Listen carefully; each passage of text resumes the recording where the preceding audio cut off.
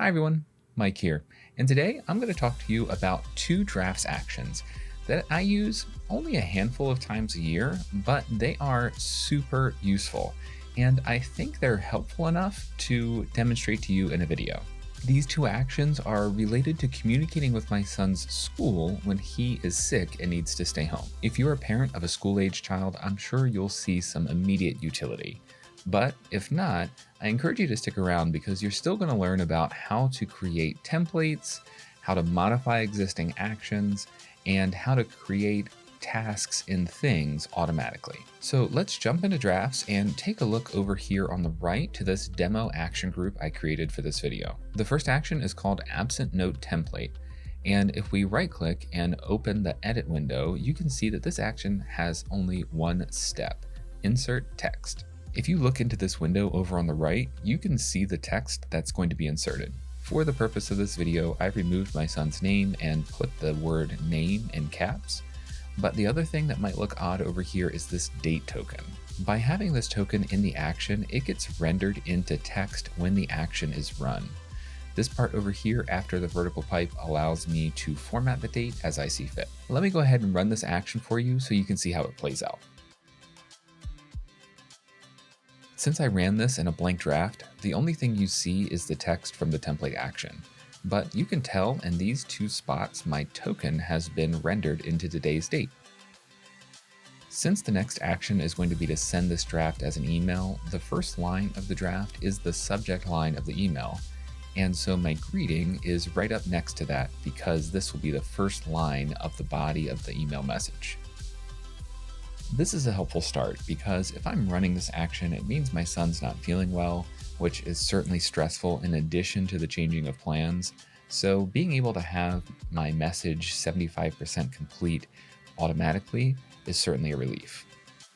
And I say 75% because this section here, which is bolded, allows me to type in a reason for his absence. And since it's in drafts, I can make whatever other edits I need to for this particular instance. But having this note in drafts is not a helpful final destination. So the next action is going to help me get this information to the school. This one is called Email Absence Note. Let's go ahead and right click and open the edit menu. And as you can see, this is a bit more complicated than the last one. This is a slightly modified version of the Markdown Email with Mail Assistant action that ships with drafts in the Markdown action group.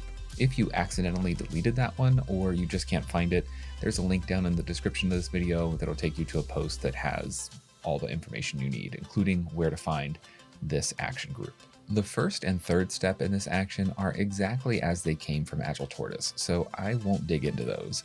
But let's look at the second step, which is also from the initial version of this action, but it's where I did a couple personalizations. Over here in the To field, I pre-addressed my son's teacher, the school nurse, and the administrator in charge of attendance. The absence process has certainly got a little convoluted during the pandemic. Like I said before, even though I have these drafts actions, my son isn't absent from school all that often, which is why I had to create drafts actions. This process isn't burned into my brain. I haven't memorized who I'm supposed to contact and when, so having all of this information saved in a drafts action is a whole lot easier than having to look it up in a stressful moment. This makes at least one thing smoother in a hectic morning with a sick kid. If I go ahead and run this action, you'll see that there is a confirmation check to make sure that I'm ready to send the email. That's something I chose to implement by checking this box in the action editing window. But we're not quite done yet. An additional level of bureaucracy is a handwritten note on a special form which must be sent into school when my son returns. This last step helps me with that, even though drafts has nothing to do with the physical form. I used the Things URL builder to generate a URL which will create an action item in Things to complete the form. The URL builder also allowed me to assign a tag, date, and location. I can take that URL and add it to the template box for the URL action in drafts, and it will get triggered in the background when I run the action, which will silently create the action item in Things. I hope the workflow I showed you here today helped inspire an idea that you can use in your own life. If so, leave a comment down below and let me know what you did. I would love to hear how this video helped you.